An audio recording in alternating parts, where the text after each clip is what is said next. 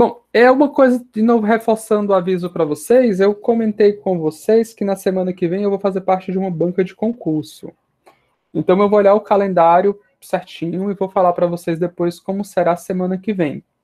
Se algumas provas da banca do concurso caírem no dia das nossas aulas, infelizmente eu não vou conseguir ministrar a aula. Infelizmente mesmo, porque a nossa disciplina já está um pouco atrasada. Já era para a gente estar fazendo a segunda prova, tá? Mas infelizmente acontece esse tipo de coisa, então eu aviso para vocês, tá bom? Vou reforçar o pedido para os alunos que ainda não se inscreveram naqueles formulários que se inscrevam no formulário. Então, Mário, na verdade, o semestre passado foi um turbilhão, porque eu cheguei atrasado. No semestre passado, eu cheguei atrasado porque eu estava voltando do pós-doutorado e já tinha começado as aulas fazia um tempo, um mês, eu acho, uma coisa assim. E eu não tinha preparado nenhuma aula para dar uma versão virtual. Todas as aulas que eu tinha eram aulas na versão presencial. E aí foi uma corrida contra o tempo, porque meu computador queimou. Quem é que chegou a estar no semestre passado deve lembrar. Meu computador queimou, ele vinha dando problema. Daí eu gravava as aulas, fazia vídeo aulas, e eu gravava a aula inteira. Depois eu gastava horas para editar a aula, e por aí vai. Então, assim, resumindo em poucos, nós atualmente já passamos o conteúdo que foi dado no semestre passado. Então, não existe mais vídeo de aulas do semestre passado sobre esse conteúdo, tá? Porque no semestre passado foi muito curtinho o semestre para mim, porque eu cheguei atrasado, o computador quebrou, peguei Covid. Covid não, peguei suspeita de Covid, não, graças a Deus não foi Covid. E por aí vai.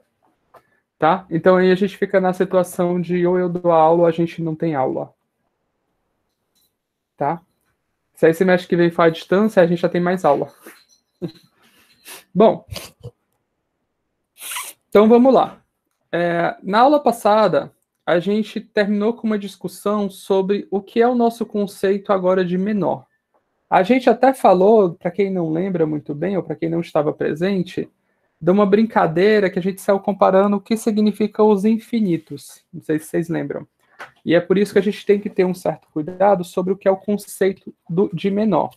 Aqui o conceito de menor para a gente simplesmente quer dizer que se existir um outro subespaço do nosso conjunto, certo?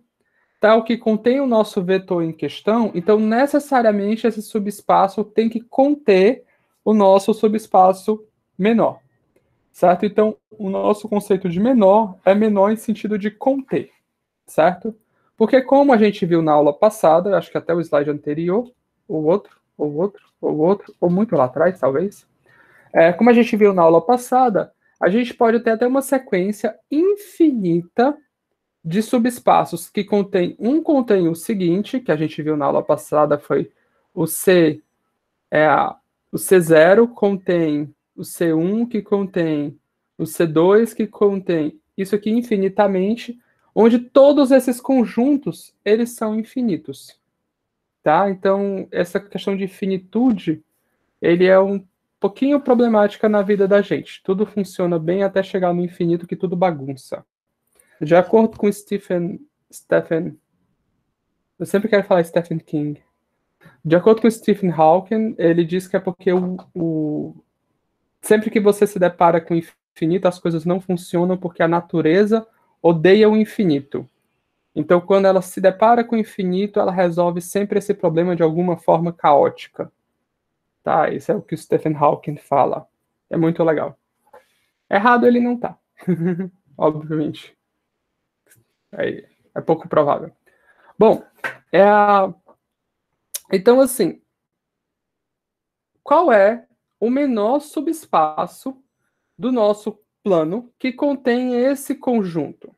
Certo? Primeiro note, vamos notar por si só, que esse conjunto, ele é um subespaço. E a gente já sabe disso, porque a gente viu nas aulas passadas que esse cara, para provar que é subespaço, eu só preciso provar que ele é fechado para soma e fechado para produto por escalar. E a gente já viu que isso é verdade. Então, esse cara é um subespaço.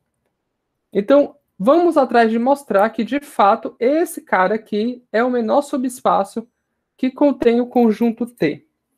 Como é que a gente faz isso? Bom, a gente tem que mostrar que essa afirmação aqui é verdade. Então, vamos lá. Suponha que X, subconjunto de R2, seja um subespaço. Acho que é melhor ir lá para o open board, que fica melhor. Tá? Suponha que X, subconjunto de R2, é um subespaço, e T pertence a X. Certo? Para a gente mostrar que W está contido em X, temos que mostrar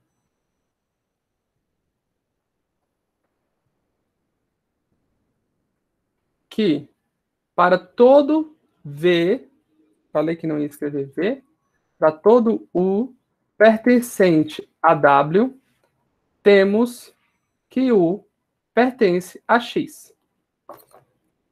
Certo? Isso que quer dizer conter, tá bom? Então, todo elemento de W também é elemento de X. E como é que a gente vai mostrar isso? Bom, eu não sei. Eu sei quem é a cara de W, certo? Quem é a cara de W? W, certo? Como X, como V, U, falei todas as letras, como U pertence a W, existe uma constante, um escalar alfa maior. Existe uma escala alfa, não me importa quem é esse alfa. Alfa pertencente aos reais, tal que eu posso escrever o U igual a alfa vezes T. Isso é a definição de pertencer a W. Olha só, o W é alfa vezes T. Então, se eu digo que um cara pertence a W, é porque ele pode ser escrito da forma alfa vezes T. Beleza? Ora, como T pertence a W, desculpa, a X, então, como T pertence a X e X é subespaço, certo? Como T pertence a W e X é subespaço, então alfa T pertence a X. Por quê? Axioma. Se esse cara é um subespaço, ele é fechado para o produto puro escalar. Então, em particular, alfa vezes T pertence a X. Ora, mas quem é alfa vezes T? É o próprio U. Logo, U pertence a X. Como desejado. Acabou. Beleza? Então, todo elemento de W é um elemento de X. Então, e eu não botei nenhuma restrição sobre quem é X. Eu só falei que X é um subespaço. Tá? Então, pega qualquer subespaço. Se ele é um subespaço que contém o vetor T, então necessariamente ele contém todo o conjunto W. Certo? E isso mostra pra gente que esse conjunto W é o menor subespaço que contém R2. Ou que contém T. Repara que a gente mostrou duas coisas para poder mostrar isso daqui. A primeira foi que ele é subespaço. Sozinho esse conjunto é um subespaço. Ah, professor, você não mostrou isso hoje não. Mostrei na aula passada. Tá? Volte em uma casa. Bom, na aula de hoje, a gente acabou de mostrar, beleza, então esse cara é um subespaço, e não só isso, esse conjunto está contido em qualquer outro subespaço que contém T. Acabou. Maravilha. Beleza? Então, não tem ninguém menor do que ele, nesse sentido que contém o vetor T. Vamos dar um passo para cima. Bom, eu vou deixar esse aqui como exercício, tá? Mas ele não é muito mais diferente daquele, que é a mesma coisa. eu quero que você mostre para mim que, dado vetores T e U, certo? Esse conjunto W é o menor subespaço de R3 que contém T e U. Certo? O que eu estou fazendo aqui? Vou deixar isso como exercício para vocês, mas o que é que eu estou falando para vocês? O que é que tem em comum entre esse W e esse W? Quem consegue me dizer?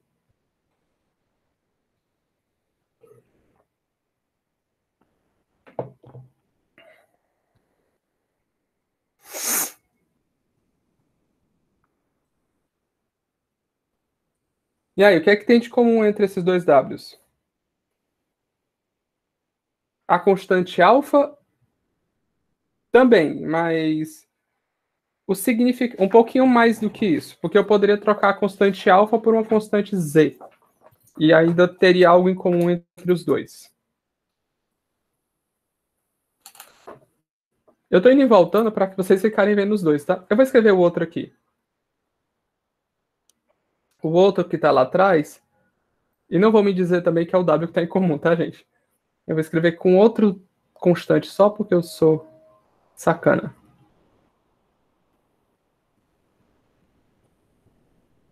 O que é que tem...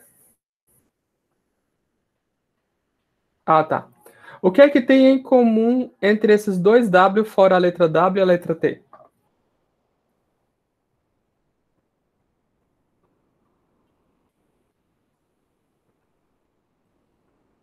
Entendi. Tá, mas no caso eu estou trabalhando com dois conjuntos diferentes, Anderson. O primeiro conjunto eu estou falando em um subespaço que contém um vetor. No outro eu estou falando de um subespaço que contém dois vetores. Na verdade, nem de subespaço a priori eu estou falando de um conjunto que contém um vetor, que eu mostrei para você que ele é um subespaço, e no outro conjunto eu estou falando no conjunto que tem dois vetores, e que a gente já mostrou na aula passada que ele é um subespaço, e que esse exemplo também mostra que ele é um menor. Então, o que é que eles dois têm em comum?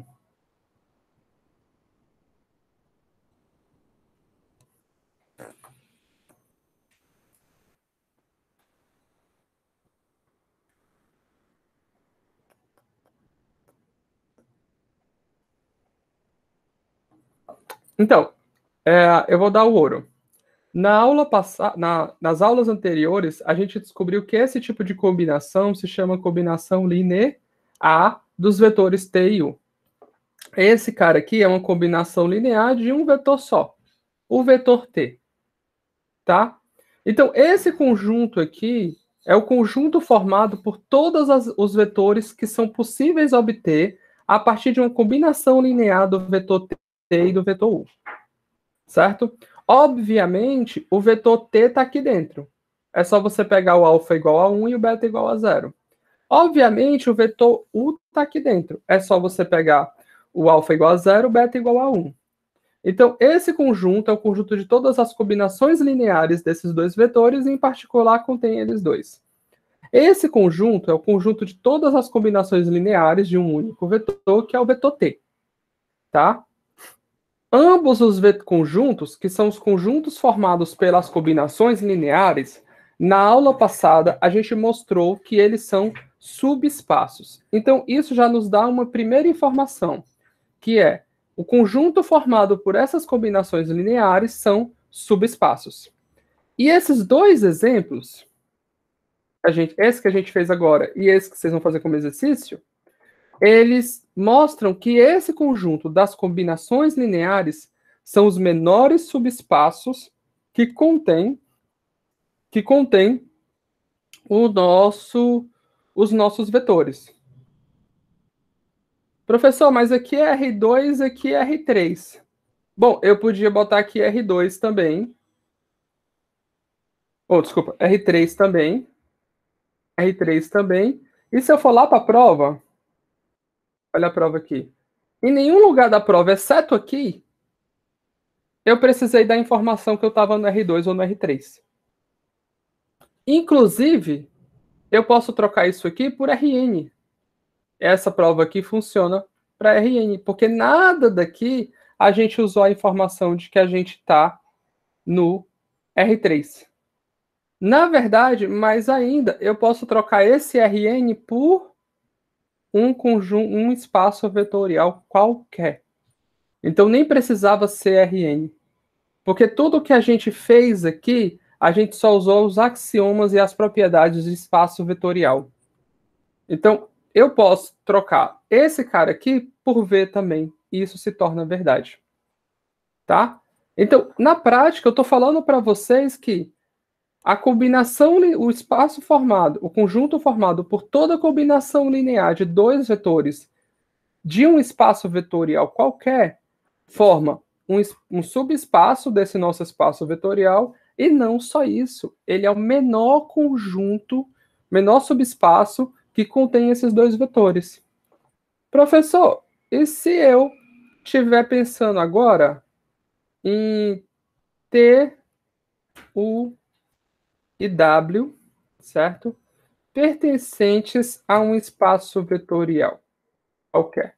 Então, o senhor está falando para mim que se eu escrever o conjunto formado por todas as combinações lineares desses três indivíduos, certo? O senhor está falando para mim que esse cara é um subespaço do nosso espaço vetorial e dois é o menor conjunto que contém, o menor subespaço que contém esses três vetores? Sim. E como é que você prova isso? Da mesma forma que a gente provou isso daqui. E da mesma forma que vocês vão provar isso daqui. E isso é o nosso primeiro resultado da aula de hoje. Se eu tenho um conjunto com a quantidade arbitrária de vetores, certo? Não vazio, o conjunto de todas as combinações lineares desses vetores é um subespaço do nosso espaço vetorial. E não só isso, esse conjunto ele é o menor conjunto do nosso subespaço que contém todos esses vetores. Certo? Isso é importante porque às vezes você só precisa conseguir uma certa quantidade de vetores e aí você tem um subespaço definido para trabalhar com eles. Qual? O espaço das combinações lineares. Beleza? A prova desse teorema é igual àquela primeira prova que a gente fez, mais a prova do segundo exemplo que vocês vão fazer como exercício. Belezinha? Vamos para frente? Alguma dúvida?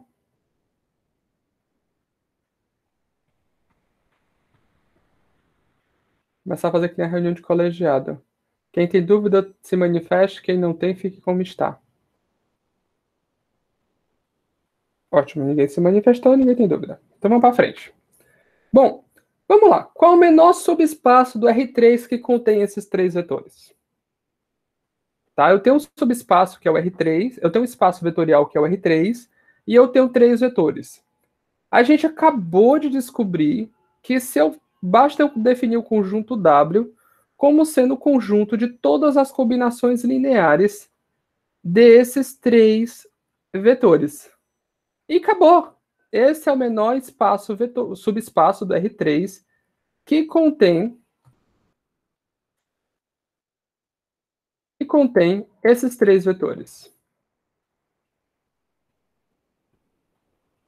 Bom, mas o que é que esse cara tem, esses três vetores têm de tão gostoso? Por que é que eles estão, por que é que eles estão em um exemplo só para eles? Porque a gente vai escrever só esse W? Não. Vamos analisar um pouco mais esse conjunto? Vamos olhar uma coisa interessante. Vamos fazer uma pergunta. Quem é o conjunto, certo? R3 menos W. Quem é esse conjunto? E aí? O que é que vocês chutariam se eu chegasse para vocês aos 45 do segundo tempo e falasse: é isso ou os alienígenas vão invadir o nosso planeta?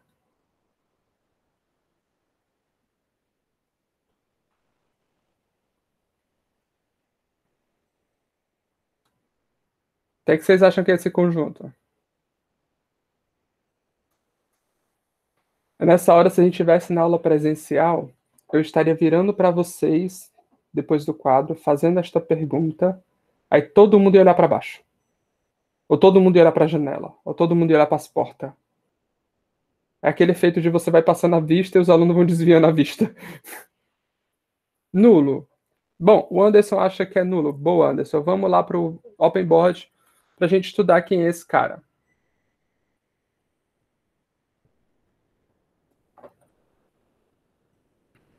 Vamos lá. De novo, eu vou escrever aqui o nosso W para a gente não perder ele de vista. Ele é alfa 110. Os três vetores são esses, eu só não sei a ordem. Eu acho que eu começo com 0. Não, tá certo, é esse mesmo. 1, 0, 1, mais gama 0, 1, 1. Então, com alfa, beta e gama pertencentes aos números reais. Beleza? Sensacional. Bom, a gente quer saber, então, qual é a cara de um cara, certo? Que pertence ao conjunto os reais e não pertence a W. A gente quer saber qual é a cara... Não precisa nem botar isso aqui agora, não.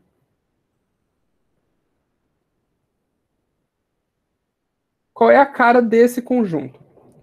Para a gente fazer a cara desse conjunto, vamos ver quais são a cara realmente dos elementos dos números reais que são feitos dessa forma, tá? Então, eu vou pegar um cara qualquer X e eu vou tentar escrever esse cara dessa forma, certo? Então, esse vetor X, ele é o nosso vetor X1, X2, X3. Eu quero resolver, não necessariamente são os mesmos alfas e betas, mas eu quero... Vou pegar um vetor W. Eu vou pegar um vetor W qualquer e eu quero escrever ele em função desses três vetores. Tá, então eu quero escrever eles como sendo uma constante alfa vezes aquele primeiro vetor 1, 1, 0, mais beta vezes aquele vetor 1, 0, 1, mais gama vezes aquele vetor 0, 1, 1.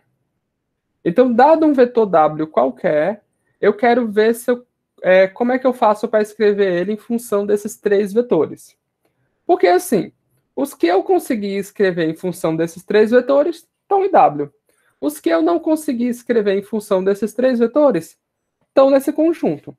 Certo? Então, eu tenho que avaliar quais eu consigo escrever e quais é que eu não consigo escrever. Tá certo? Então, vamos tentar ver o que eu posso fazer isso aqui. Ora, mas olha só. Se eu escrever isso aqui explicitando as coordenadas, eu estou chamando de coordenadas, mas porque vocês já sabem o que é, isso aqui fica alfa, que veio desse cara, mais beta, que veio desse cara. Esse cara aqui fica alfa, que veio desse cara, mais gama, que veio desse cara. E esse aqui vira beta mais gama. Beleza? Então eu quero achar alfa, beta e gama, tal que essa igualdade seja satisfeita. Ah, professor, agora a gente tem um sistema linear. Tem, que eu poderia ter escrito há mais tempo de uma forma diferente. Qual? Olha só que bacana. Esse sistema linear acima, ele nada mais é do que esse sistema linear aqui, ó.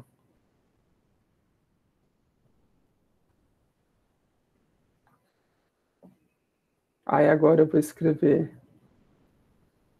alfa, beta. Perdão, escrevi errado. Não, tá certo.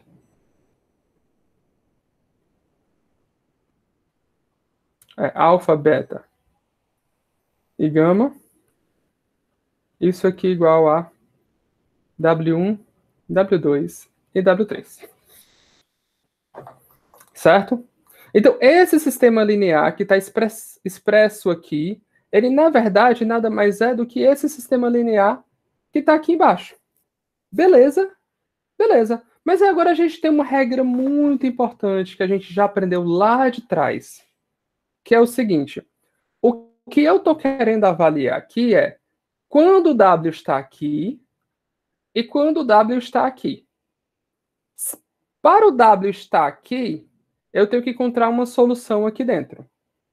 Para o W estar aqui, eu tenho que não ter solução aqui dentro. certo? Mas agora eu defini isso como um sistema linear. E não só isso. Olha essa matriz aqui. Essa matriz aqui, certo? Vou botar aqui do lado. Essa matriz 1, 1, 0, 1, 0, 1, 0, 1, 1, ela tem determinante quanto? Isso aqui, para quem não lembra, quando tá os barrinhos assim, é determinante. 0, 0, 0, menos 0, menos 1, menos 2. O determinante dela é menos 2. Olha aí, determinante é menos 2, cara. Então, essa matriz é invertível. Então, esse sistema tem solução determinada e única. Ele não tem infinitas soluções. Ele tem uma solução. E essa solução independe de quem é W. Certo?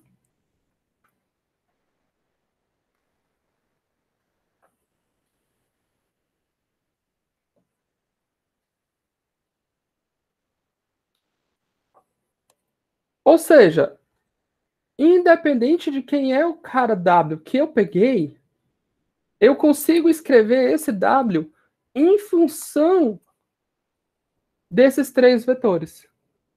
Logo, esse conjunto aqui, nosso caro amigo Anderson estava coberto de razão, ele não tem ninguém. Tá? Ou seja, em outras palavras, esse cara aqui de cima, ele é o próprio R3. Olha que bacana. A gente localizou três vetores, certo? No qual o espaço formado pelas combinações lineares desse vetor é o próprio espaço vetorial. E eu precisei de três. Ah, professor, eu já sabia disso. Tem aqueles três vetores lá que a gente conhece, lá da época que a gente fazia quinta série, primeira série. Esses três vetores aqui já estão lá. Mas aqui tem uma coisa interessante, ó. Esses três caras não são esses três caras. Parece, mas não são. Na aula de hoje, até o final da aula, eu espero que vocês consigam começar a perceber o que é que esses três caras têm em comum com esses três caras. Fora que o espaço das combinações lineares seja o próprio espaço vetorial. Tá bom? Todo mundo entendeu aqui essa discussão? Quem tem alguma dúvida, se manifeste. Quem não tem, fique como está. Bom, não tem dúvida, então vamos para frente. Bom, então beleza. Esse cara aqui, tu se refere ao fato do vetor, a gente pensar que o vetor i está nessa coordenada, o vetor j está nessa, e o vetor w está e o vetor k está nessa? Beleza. Então tu está se referindo a isso aqui mesmo, né?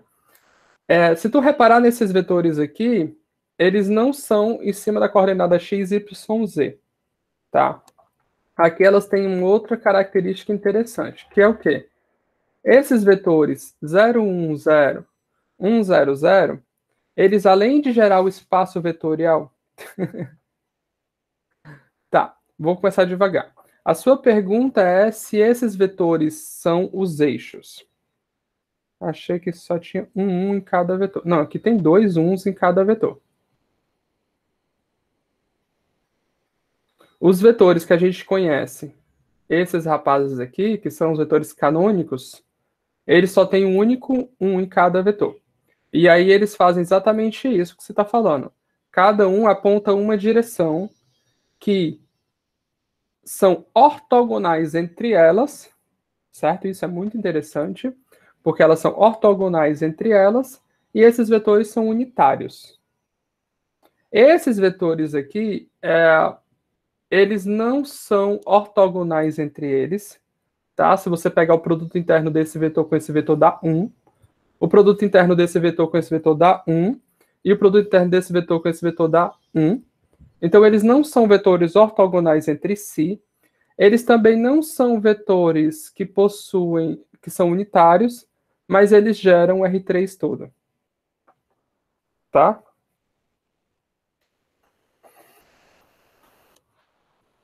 Então,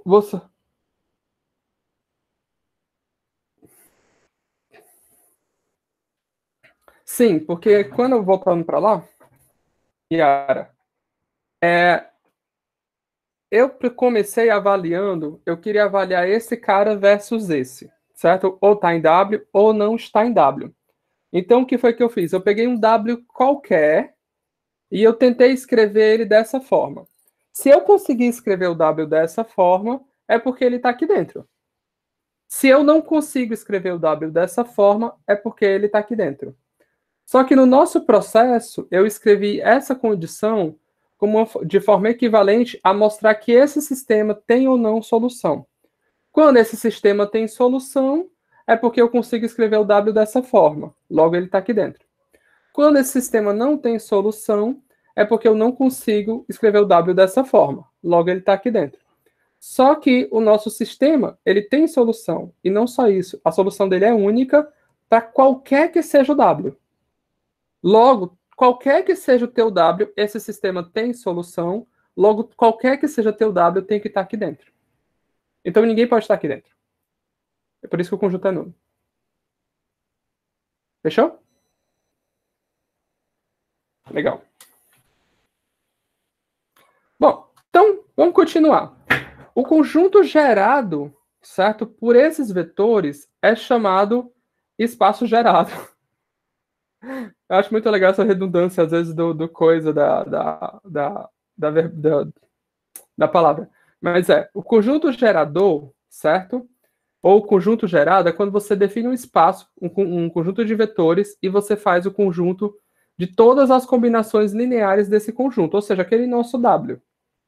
Então, se eu tenho, por exemplo, V1 e V2, lembra que o nosso W ele é simplesmente igual àquele nosso W anterior, alfa V1 mais beta V2, para todo alfa e beta, meu alfa está parecendo um 2 e meu beta agora está parecendo um 3, pertencentes aos reais. Certo? Esse conjunto é o conjunto de todas as combinações lineares dos nossos vetores. Só que para não ficar repetindo W, W, W, até porque W não é uma notação que depende desses caras, a gente dá uma notação própria que é ger de V1, V2. Quando eu falo conjunto, o espaço, o subespaço gerado por esses vetores, eu estou falando do espaço gerado por todas as combinações lineares desses vetores.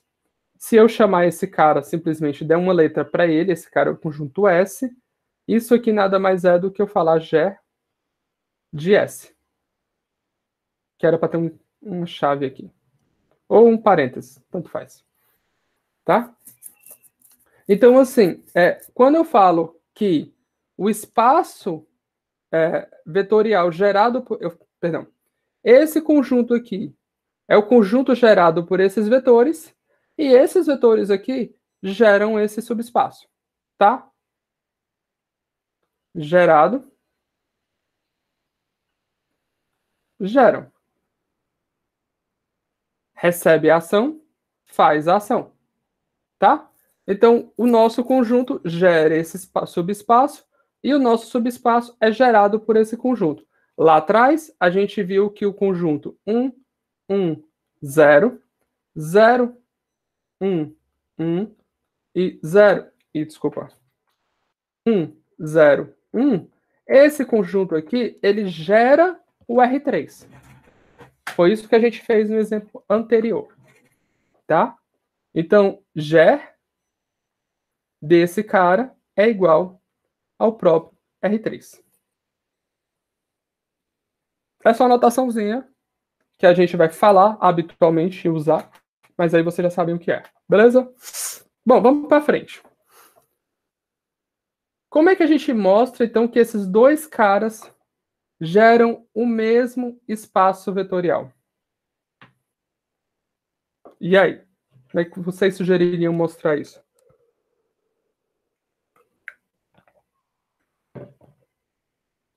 Aqui tem duas técnicas que eu posso utilizar. A primeira técnica, claro, vocês sabem que isso aqui é verdade, né?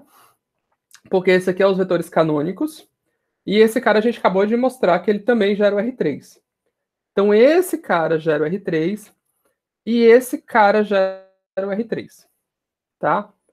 A primeira coisa, certo? Que eu posso fazer é o seguinte.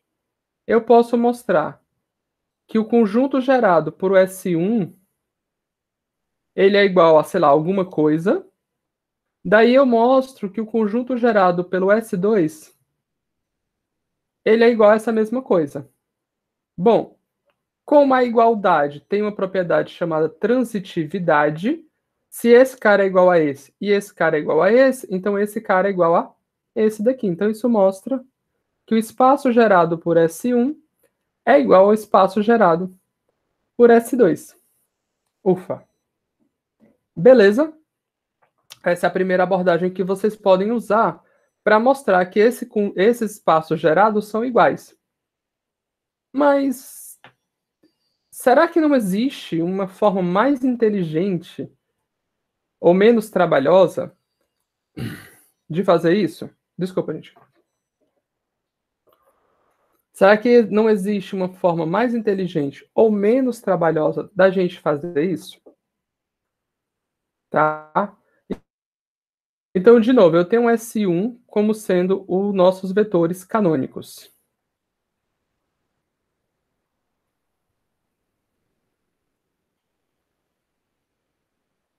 E eu tenho o S2 como sendo aqueles vetores bonitões que a gente acabou de mostrar que eles geram R3.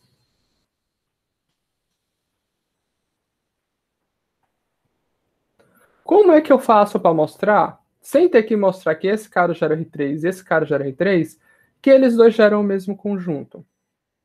Vamos lá. O que significa, tá bom?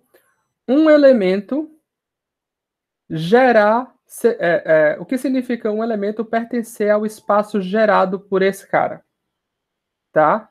Então, se W pertence ao espaço gerado, vou escrever assim porque eu quero. Não vou botar R3. Se W pertence ao espaço gerado por S1, então existem,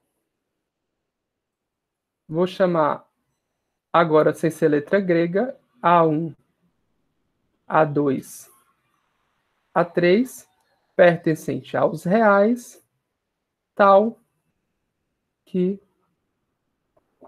W é igual a A1, 0, 0, 1, mais A2, 0, 1, 0, mais A3, 1, 0, 0.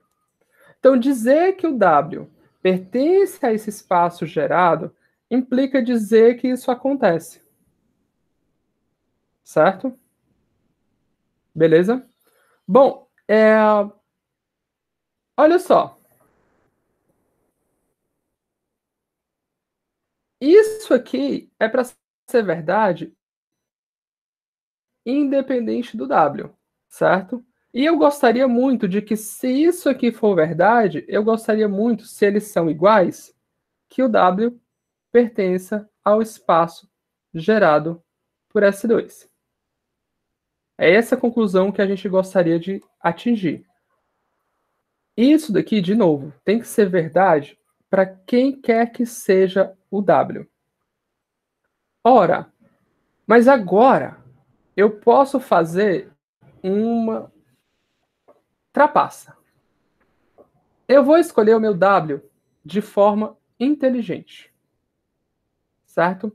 Bom, vamos escolher o W de forma inteligente. Primeiro, eu vou escolher o W igual a o vetor 0, 0, 1. Isso implica que A1 é igual a 1 e A2 é igual a A3, que é igual a 0. Certo? Bom, vamos mostrar agora, então, que esse vetor está no espaço gerado por S2. Para mostrar que esse vetor está no espaço gerado por S2, eu tenho que escrever esse vetor como uma combinação linear desses vetores. Bom, mas que é esse vetor? É o 0, 0, 1. Note que 0, 0, 1, ele é igual a nada mais, nada menos. Deixa eu pensar como é que a gente faz para obter esse cara. Eu posso pensar como sendo...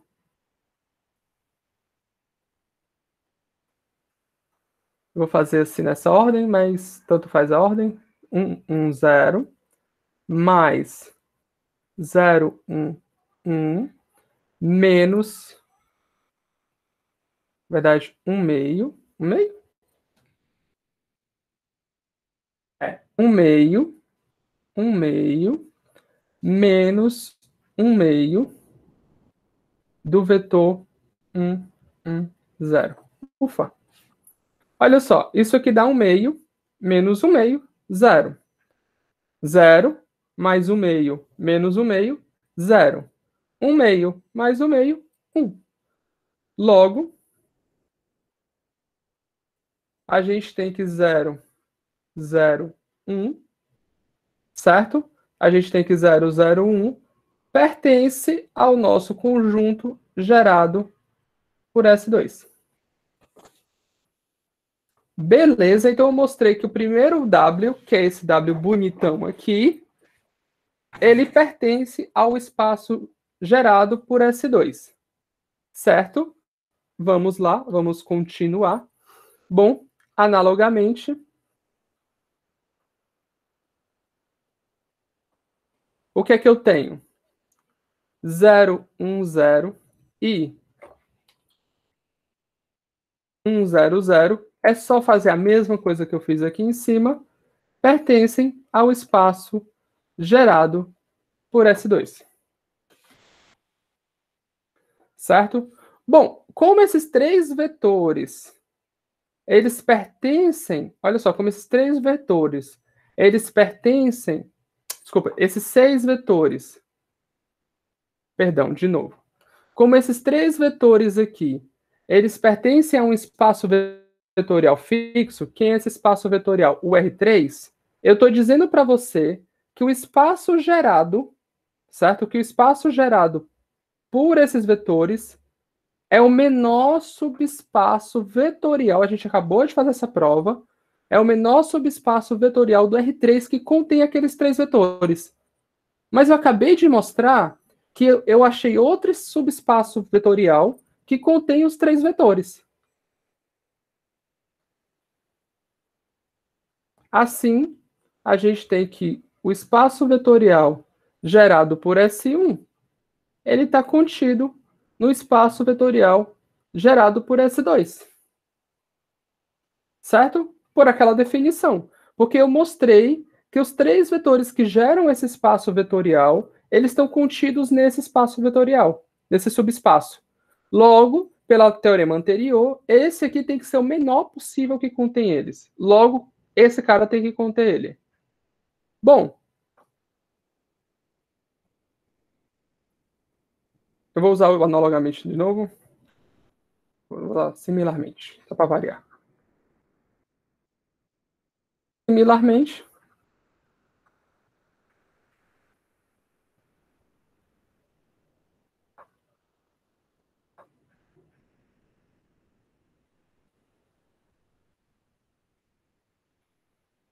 por quê?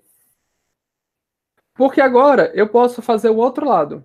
Eu posso pegar os três vetores que definem o espaço, que definem o conjunto S2. Quem são os três vetores? Esse e esse. E eu posso mostrar para você que eles estão contidos dentro do espaço gerado por esses três vetores aqui. Daí, usando o mesmo argumento de que esse espaço é o menor subespaço que contém esses três vetores, eu vou ter que, obrigatoriamente, esse cara tem que conter esse. Bom, mas eu tenho que, se esse cara contém S2, se o conjunto gerado por S1 contém o conjunto gerado por S2, e o conjunto gerado por S2 contém o conjunto gerado por S1,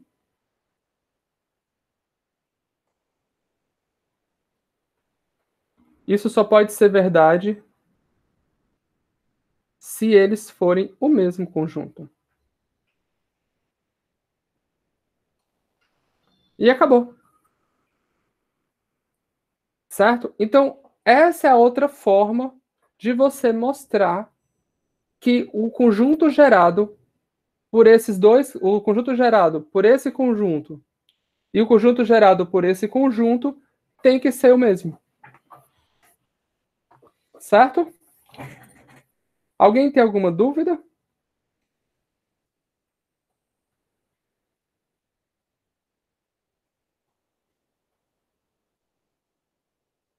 Beleza. Olha só. Análise. Aqui deu certo essa prova inteira, porque eu consegui praticamente escrever esses elementos como combinação linear desses elementos. Certo? O fato de eu conseguir escrever esses elementos como combinação linear desses elementos nos dá esse primeiro lado da propriedade de conter. O outro lado é dado pelo fato de eu conseguir escrever esses elementos como a combinação linear desses elementos. Opa, professor, o senhor está me dizendo que essa mesma prova funciona se eu souber que dá para fazer isso? Exatamente.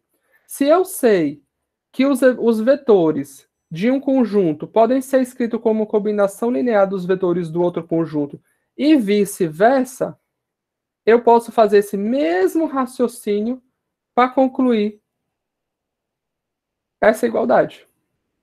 Certo? E isso é o nosso próximo teorema. O espaço vetorial, o subespaço gerado por dois conjuntos distintos, eles vão ser o mesmo se e somente se você puder escrever cada vetor de um lado como a combinação linear dos vetores que estão do outro. Certo? Que foi o que a gente fez lá. Repara que lá o que a gente fez, na verdade, a gente fez a volta. A gente mostrou que como a gente consegue escrever, então eles são iguais. Falta mostrar a ida. Qual é a ida? Como eles são iguais, então eu consigo escrever. Mas se eles são iguais, certo? Se eles são iguais, então é óbvio. Por quê? Porque se eles são iguais, eu estou dizendo em particular, diretamente, que esse cara aqui está aqui dentro. Mas se esse cara aqui está aqui dentro, por definição do espaço gerador, esse cara é escrito como combinação linear desses elementos. E eu posso repetir essa mesma frase para cada um deles. E aí eu posso fazer a mesma coisa para cá. Logo, se eles são iguais, isso daqui certamente é verdade. É trivial. Agora, a volta é, se isso daqui é verdade, eles têm que ser iguais. E a volta é exatamente essa prova que a gente fez aqui. A diferença crucial aqui é porque aqui eu tive que explicitar que dá para escrever um em função do outro. E lá no teorema, ele não está falando que eu preciso explicitar, porque ele já fala que é possível. Certo? Então você sabe que é possível, então você não precisa explicitar. Certo? Então, exercício para vocês, escrevam a prova desse teorema. A prova desse teorema foi o que a gente acabou de fazer, só que mudando aquele trechinho lá. Tá? Vamos para frente? Certo. Então vamos olhar agora para esse cara. Vamos mostrar que esse conjunto não gera o R3. Tá? Por que esse conjunto não gera o R3? Eu posso fazer ele de duas formas, mas eu vou fazer da forma mais explícita. Para mostrar que ele não gera, no primeiro, não, vou fazer de duas formas mesmo. A primeira forma que eu posso fazer é explicitar para você um elemento que vai estar em R3 e que não vai estar nesse conjunto. Então, vamos pegar um elemento que está no R3 e que não está nesse conjunto.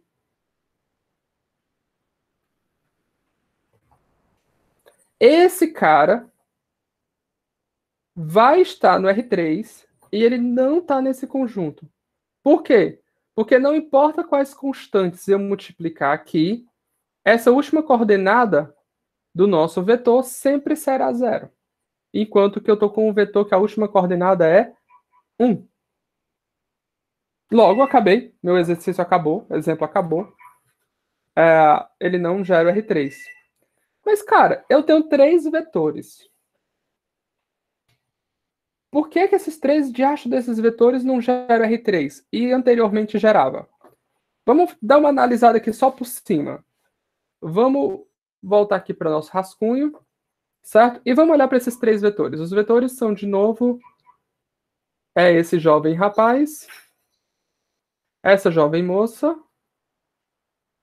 e esse jovem rapaz de novo. Certo? Por que esse cara aqui não gera o R3? Vamos usar aquela outra abordagem. Vamos olhar para a cara dos vetores W, pertencente a R3, e vamos tentar explicitar o que acontece com aquele nosso sistema linear. Bom, eu não vou repetir aqui como é que monta o sistema, mas o que a gente está atrás é de resolver o sistema que encontra aquelas constantes do nossa combinação linear. Então, eu vou botar aqui as constantes para explicitar, claro. Alfa, beta e gama. Aqui é o nosso W1, W2 e W3. E aqui restou o nosso vetor de componentes daqui. Então, como é que é a cara desse vetor? Bom, a primeira linha são os índices que vão multiplicar o alfa. Desculpa, a primeira coluna são os índices que vão multiplicar o alfa. Então, é o 1, 0, 0. Esse cara aqui é o 1, 1, 0. E esse cara é o 2, 1, 0. Olha só que interessante. O determinante dessa matriz, eu não preciso nem calcular, porque eu sei que se uma matriz possui uma coluna nula, o determinante ele é 0. Então, esse sistema não tem uma única solução. Na verdade, esse sistema ele tem infinitas soluções. Ele é um sistema ainda consistente, possui infinitas soluções, mas ele não tem uma única solução. Certo? Olha que bacana. Então, quando eu tenho uma solução única, certo? Quando eu tenho uma solução única, eu tenho que ele gera o R3. Ou seja, quando esse determinante aqui desses vetores for igual, diferente de 0, eu tenho uma única solução. Quando ele for igual a 0, bom, não é. E aí eu tenho várias condições que podem nos fornecer uma situação no qual o determinante é diferente de 0. A gente já estudou isso. Nesse caso aqui, ele peca 2 vezes. Quais são? O primeiro pecado é a primeira coluna, a última linha, ela é igual a 0. Isso já força o determinante ser igual a 0. Aqui tem um outro pecado. Qual é o outro pecado? O outro pecado é que a soma desses 2 primeiros vetores é igual a esse segundo vetor. Ou seja, a soma dessas 2 primeiras colunas é igual à segunda coluna. Olha só. Isso força o determinante também ser igual a 0. Certo? Então, isso já força o determinante ser igual a 0. Então, a gente tem 2 coisas que violam aí, forçam esse determinante ser igual a 0, o que, consequentemente, força que o nosso sistema tenha infinitas soluções e, logo, ele não vai alcançar todo o R3. Meio confuso isso, mas é porque eu consigo descrever caras que estão fora dessa solução para cada W. Tá? Então, ótimo. Bom, então, as soluções de um sistema linear... Certo, a gente já vai voltar nesse exemplo de novo. Um próximo resultado que a gente tem é que as soluções do sistema linear homogêneo, certo? Com n incógnitas é um subespaço do Rn, tá? Me perguntei fazer uma coisa. Certo. É um subespaço do Rn. Bom, como é que a gente mostra isso aí que é verdade? Eu acho que esse teorema está um pouquinho fora de local. Eu devia ter colocado ele mais para trás. Vou marcar aqui para mudar futuramente. Bom, como é que eu mostro que isso aqui é verdade? Seja W, eu adoro W, né? Igual o conjunto dos elementos x pertencentes a Rn, tal que AX seja igual a zero. Tá? Eu estou falando então que o W é o conjunto. Ah, na verdade. Tá. Eu estou falando que o W é o conjunto de todas as soluções desse sistema linear homogêneo. Certo? Bom, ele tem pelo menos uma solução. Não é verdade? Qual é a solução que existe aqui, pelo menos? O vetor nulo. Porque A vezes zero é igual a zero, independente de quem seja A. Show, temos uma solução. Então, esse conjunto não é vazio. Para mostrar que ele é um subespaço do Rn, eu tenho que mostrar que ele é fechado para soma.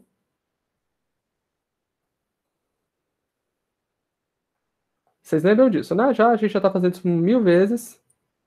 Soma. Como é que eu mostro que ele é fechado para soma? Bom, pega x1 e x2 pertencentes a W. Logo, a gente vai mostrar que ele é fechado para soma.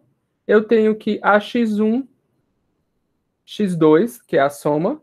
Eu posso usar a propriedade de distribuição da matriz. Isso aqui é AX1 mais AX2.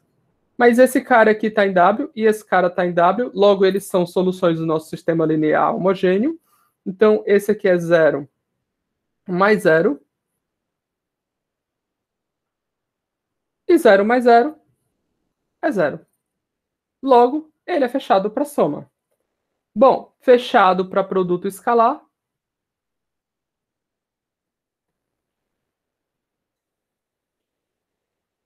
Também não é difícil. A gente pega um lambda pertencente aos reais e um x pertencente a W. E a gente quer mostrar que a lambda x é igual a zero. Ah, mas aqui a gente já sabe fazer isso, porque o produto pelo escalar eu posso tirar o lambda daqui, jogar para a esquerda, isso aqui vira lambda ax, mas esse cara aqui é o próprio zero, porque o x é solução, então isso aqui vira lambda vezes zero, isso é zero.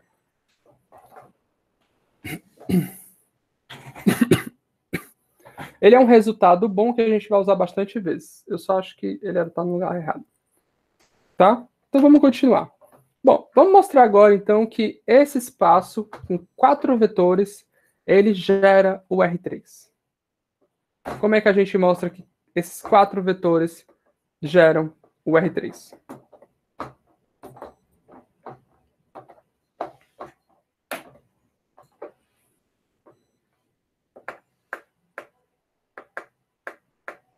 E aí, eu quero ideias. Como é que eu mostro que esse cara gera o R3?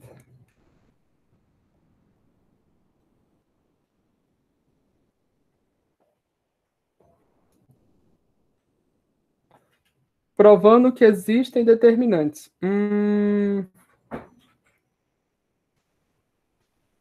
Bom, deixa eu ver. No caso aqui, eu vou ter 4 vetores. Vou ter 4 vetores, 4 variáveis. Mas eu só vou ter 3 equações. E aí? Que eu vou ter 4 variáveis, que são as variáveis que eu vou ter em relação a cada um desses vetores, mas a combinação deles só vai dar 3 igualdades. Porque, por exemplo, eu vou ter que mostrar que W é igual a A1, 1, 0, 0, perdão, A2 igual a 1, 1, 0, A3, 2, 1, 0, mais A4, 0, 0, 1. Então, eu tenho um sistema, certo? Eu tenho um sistema com 4 variáveis e 3 equações.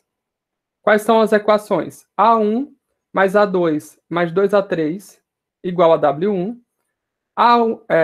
0 aqui, A2 mais A3 mais 0 igual a W2 e A4 igual a W3.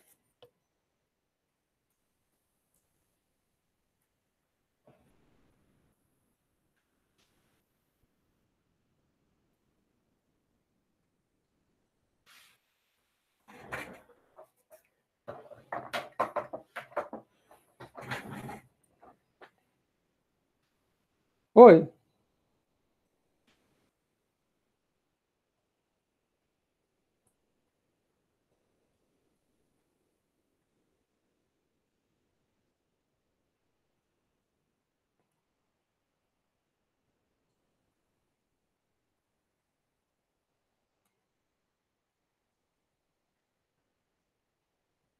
A terceira equação não é a soma. Então, mas até aí a gente não tem problema com isso, né? A terceira equação não, tu tá falando o terceiro vetor, né? É a soma do primeiro com o segundo. Isso. Então, o fato de eu ter mais variáveis, certo? O fato de eu ter mais variáveis do que equações não é exatamente um problema, né? Para resolver um sistema. Como é que a gente vai resolver esse sistema aí?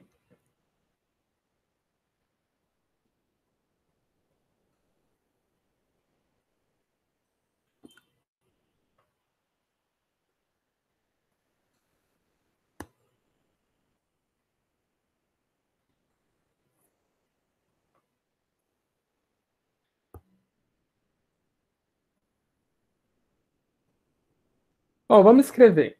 Já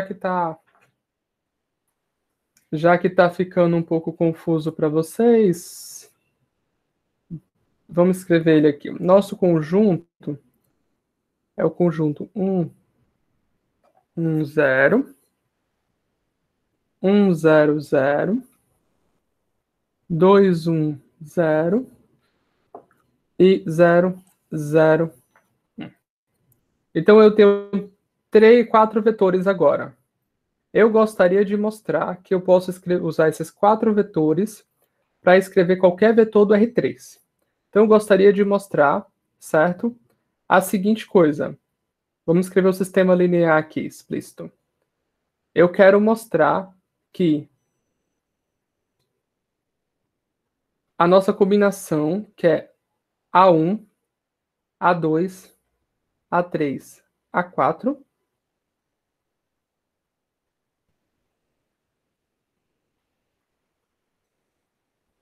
certo?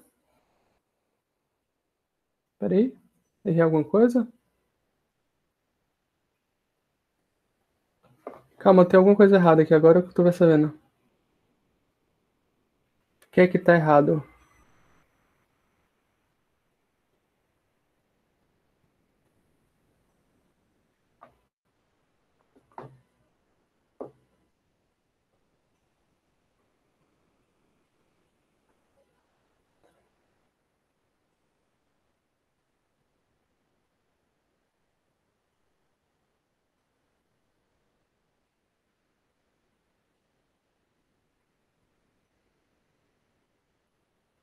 Ah, sim, não. 3. Não, tá errado não, perdão. Tá certo. Eu que buguei aqui. Tá, eu quero mostrar que isso aqui é igual a W1, W2, vou botar mais grande, W3. E quais são as equações? Bom, a primeira equação do primeiro elemento eu vou ter que é esse, mais esse, mais esse, mais esse. Então, esse é uma coordenada de cada um. Então, é 1, 1, 2, 0. O próximo cara, ele é 1, 0, 1, 0. E o próximo cara é 0, 0, 0, 1. Beleza? Então, esse produto dá certo. Isso aqui é um sistema linear que a gente tem que fazer.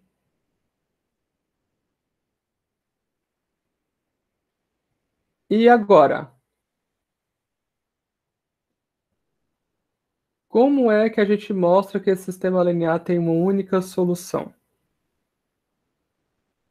Que agora a gente tem uma matriz que ela não é quadrada. Eu não posso calcular o determinante dela.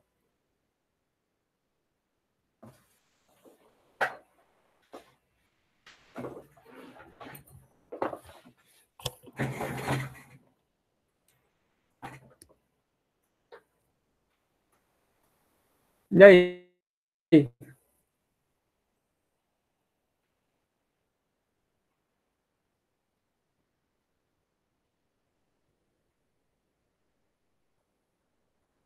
Bom, a gente usa, na prática, já que está complicado vocês falarem, eu vou deixar aqui como exercício.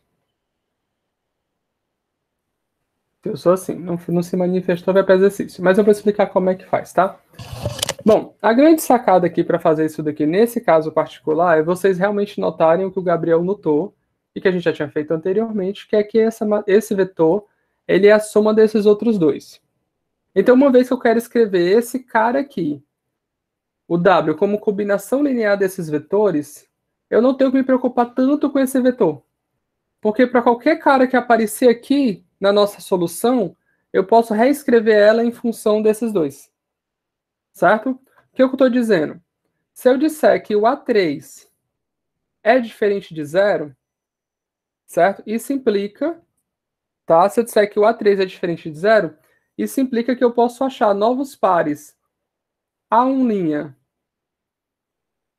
A2', e A4, porque o A4 da gente não modifica, tá?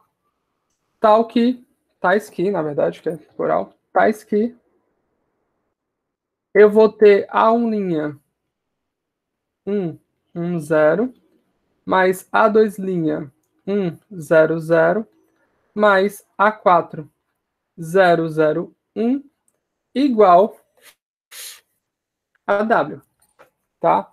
Então, o que eu estou falando para você é que essa coluna, de fato, eu posso ignorá-la, certo? E aí, uma vez que eu posso ignorar essa coluna, que eu só posso ignorar ela por conta dessa propriedade, resolver esse sistema equivale a calcular agora o determinante dessa matriz. E aí, o determinante dessa matriz é diferente de zero. É menos 1. E aí, o sistema é invertível, possui uma única solução e esse blá blá blá todo que a gente falou alguns slides atrás. Tá? Mas, gente, dê uma olhada. Por favor. Se vocês não conseguirem resolver esse tipo de sistema, me deixa um pouquinho angustiado. Tá? Bom, vamos dar continuidade. Então, assim, esse espaço, ele gera o R3, certo? A gente acabou de ver. Em particular, porque eu posso ignorar esse vetor e o resultante desse próprio vetor já gera o R3. Tá? Então, esse vetor em si não foi muito importante. Mas, cara, a gente respondeu faz pouco tempo a seguinte questão. Esse cara não gera o R3. Por que de acho? Porque esse cara gera o R3 e eu tirar esse vetor não gera. Parece que a única coisa que foi realmente importante aqui, certo? Foi o determinante da matriz, mas o diferencial foi que tinha esse vetor aqui dentro, que era combinação linear de outros dois vetores aqui dentro. Então eu tinha três vetores, no qual um deles era combinação linear dos outros dois vetores, e isso fez o nosso negócio não funcionar. Enquanto, por outro lado, quando eu adicionei um vetor, que agora vocês reparem, esse vetor ele não é combinação linear de nenhum desses vetores para trás. Esse aqui eu não preciso nem levar em consideração. Tá? Então, esse vetor não é combinação linear de nenhum desses outros dois vetores. Da mesma forma, olha que interessante. Esse vetor não é combinação linear nem desse vetor, nem desse vetor. Da mesma forma, esse vetor não é combinação linear nem desse vetor, nem desse vetor. Então, quando eu tive três vetores, nos quais nenhum é combinação linear dos outros dois, parece que eu consigo gerar R3. Então, essa propriedade de não ser combinação linear parece importante. Porque olha só, quando eu adicionei um vetor que era combinação linear de outros dois vetores, isso não fez diferença nenhuma na minha vida. Esse conjunto inteiro, sem esse vetor, ele também gera o R3. Tá certo?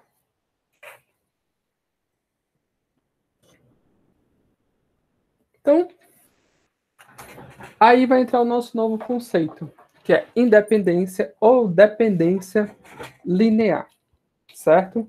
Bom, olha só. Isso daqui, a gente tem K variáveis, eu estou trabalhando no espaço vetorial.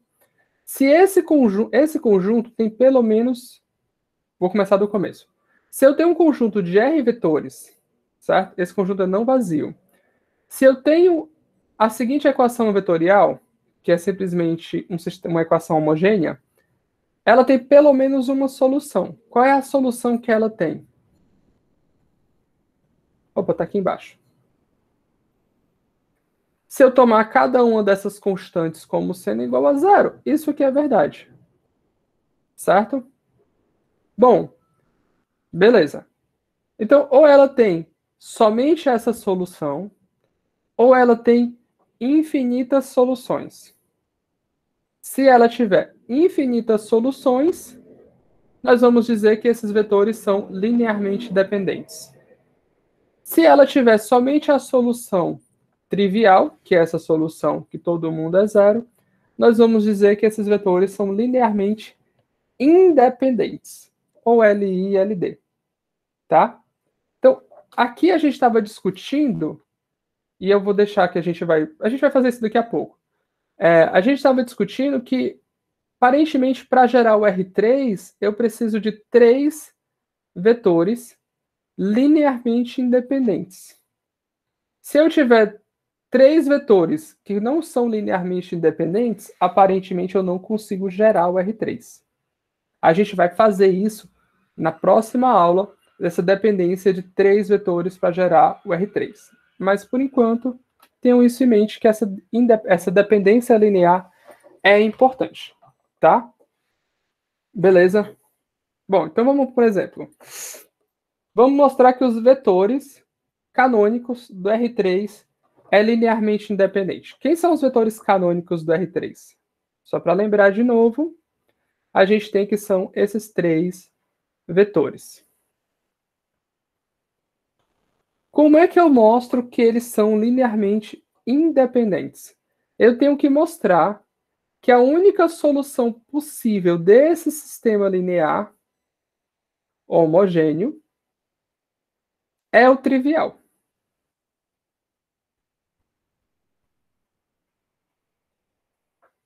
Não tem repetir aí.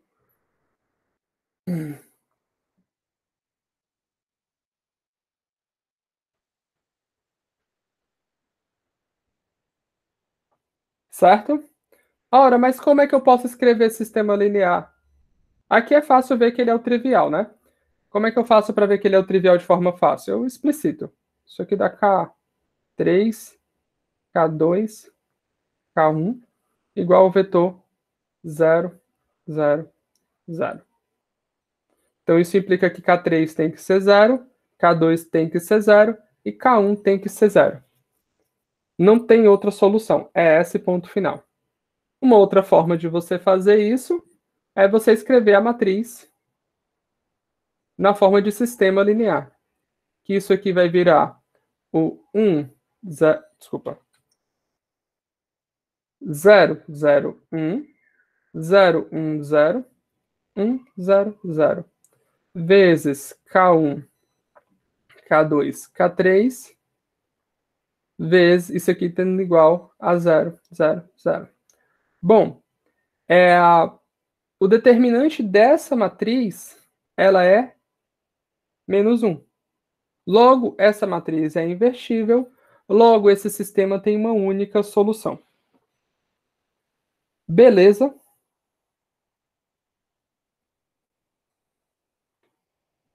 Então, os vetores os vetores canônicos do R3 são linearmente independentes. Vamos dar continuidade. Tá? Vamos para um outro espaço vetorial. Como é que a gente faz para mostrar que o conjunto formado por esses polinômios são linearmente independentes? Bom, da mesma forma, a gente tem que mostrar que se eu escrever isso aqui da forma K1 vezes 1 mais K2 vezes x mais K3, eu vou começar do zero para ficar igual. mais K2 vezes x ao quadrado, mais Kn vezes x elevado a n, eu tenho que mostrar que isso aqui ser igual a zero implica que cada um desses caras é igual a zero.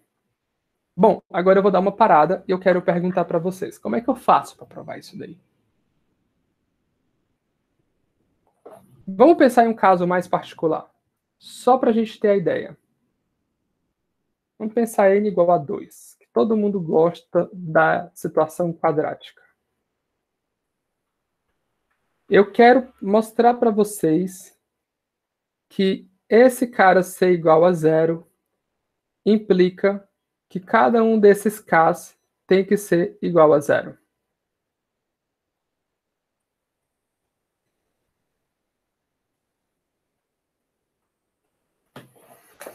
E aí? Essa não é tão simples quanto as anteriores, não. Que até agora a gente está fazendo aquele sistema linear bonitinho, calculando o determinante, fazendo tudo bonitinho, o negócio sai bonito. Agora eu não tenho mais essa situação. E aí, o que é que eu faço?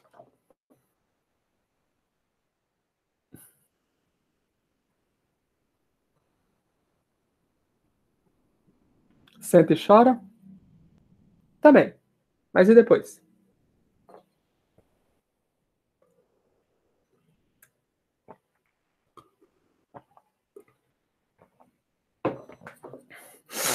Bom, primeiro a gente interpreta. O que significa essa equação, esse polinômio ser igual a zero?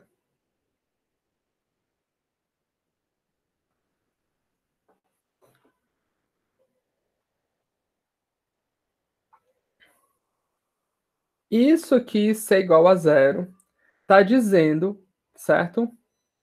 Bom, vamos pensar calminho. O que acontece quando eu falo que eu estou atrás disso daqui? Tô botando embaixo.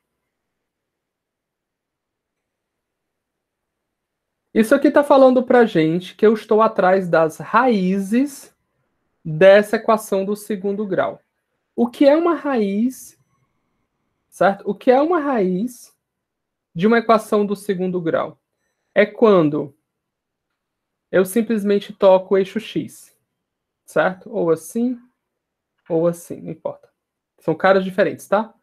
E isso que quer dizer essa equação?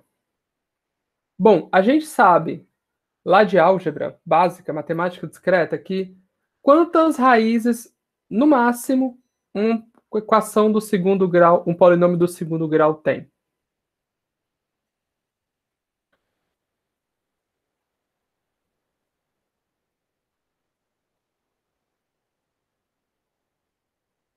Vou repetir a pergunta. Quantas raízes, no máximo, uma equação do segundo grau tem? Um polinômio do segundo grau tem? No máximo, duas raízes. Ótimo. Se o polinômio é de grau n, a gente tem no máximo n raízes. Essa afirmação aqui, lembra que a gente está em cima do conjunto dos polinômios. Então, eu estou dizendo que eu quero que isso daqui seja verdade para todo possível x. Ou seja, eu estou falando que esse polinômio, certo? Aqui, desse lado de cá, que vai aparecer após eu fazer essa combinação linear, ele tem infinitas raízes. Qual é o único polinômio que pode ter infinitas raízes? É o polinômio identicamente nulo. E a única forma de eu escrever o polinômio identicamente nulo é K0 igual a K1 igual a K2 igual a zero.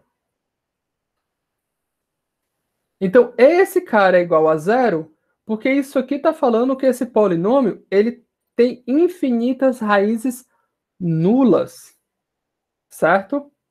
E a gente sabe que ele tem que um polinômio do segundo grau só pode ter no máximo duas raízes nulas, ou diferente de zero. No máximo duas raízes, tá? Deu para entender?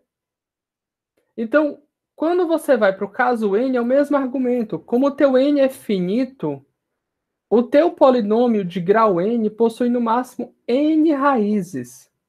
Quando eu escrevo ele dessa forma, eu estou dizendo que ele tem infinitas raízes.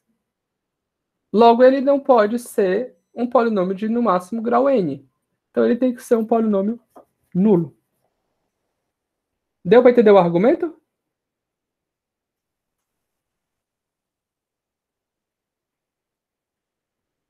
Vocês entenderam o espírito do que significa linearmente independente e linearmente dependente?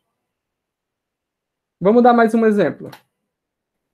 Como é que a gente faz para mostrar que esse cara é LD?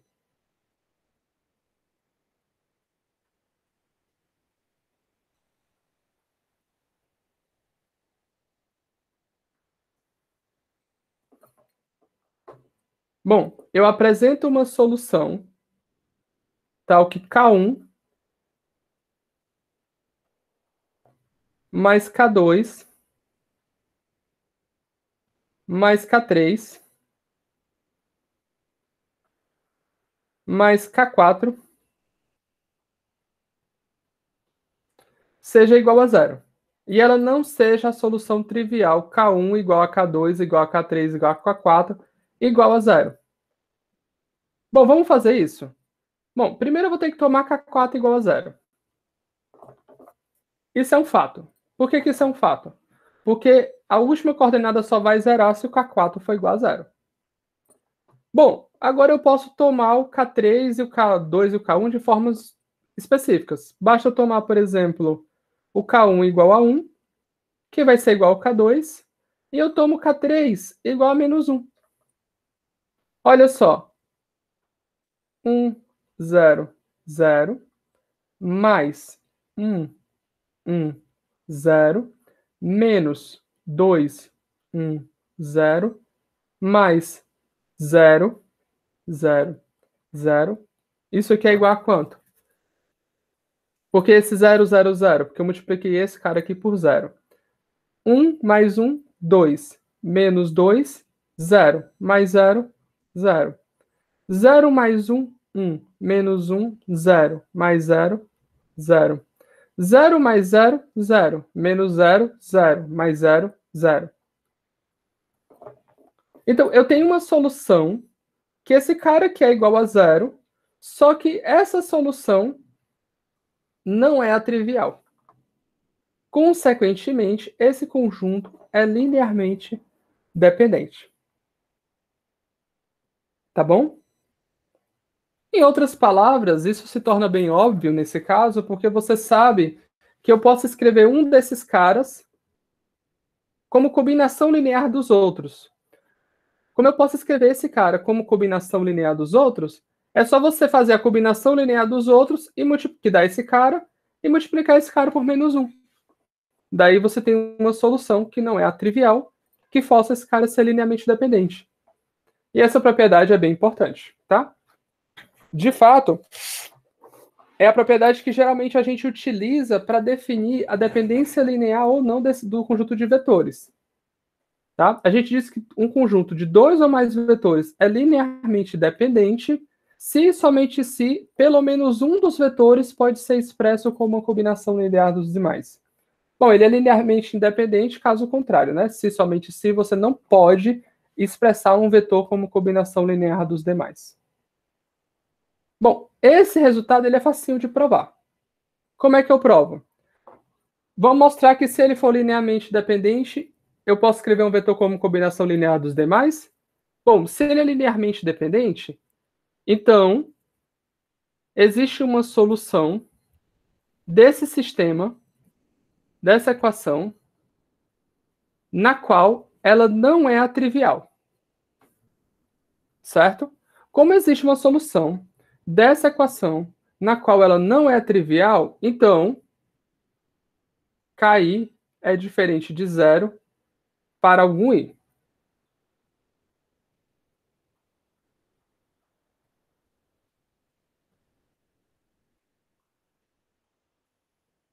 Certo? Algum desses caras tem que ser diferente de zero. Como algum desses caras é diferente de zero, sei lá, digamos que esse cara aqui é diferente de zero, tá? Eu posso escrever o V1 como? eu posso escrever o V1 como sendo 1 dividido por K1 vezes menos 1 dividido por K1 vezes K2V2 mais K3V3 e assim sucessivamente até mais KRVR. Então, esse cara aqui é uma combinação linear que resulta em V1. Logo, se ele é linearmente dependente, eu tenho um vetor que é a combinação linear dos demais. Claro? Se eu tiver que ele tem que um vetor é combinação linear dos demais, a gente acabou de argumentar no slide anterior que isso força o conjunto ser linearmente dependente. Tá? Então isso mostra a parte 1 desse teorema. A parte 2 eu deixo como exercício para vocês, mas basicamente é só entender o teorema. Tá bom? Bom, alguém tem alguma dúvida?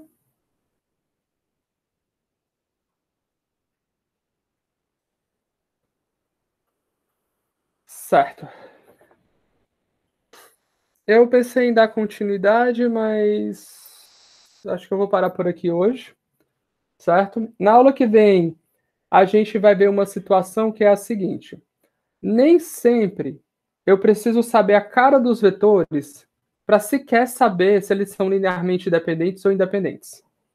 Por exemplo, se eu souber que o vetor nulo está lá dentro, eu sei que esse conjunto é linearmente dependente. Por quê? Bom, a gente vê depois. Tá? Então, às vezes, só algumas condições básicas já te fala que eles são linearmente dependentes ou dependentes.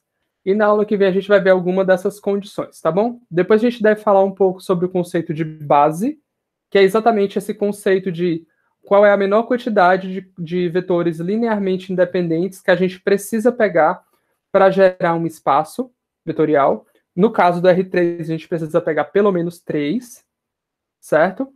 E na verdade a gente só consegue pegar exatamente 3, a gente vai ver isso também.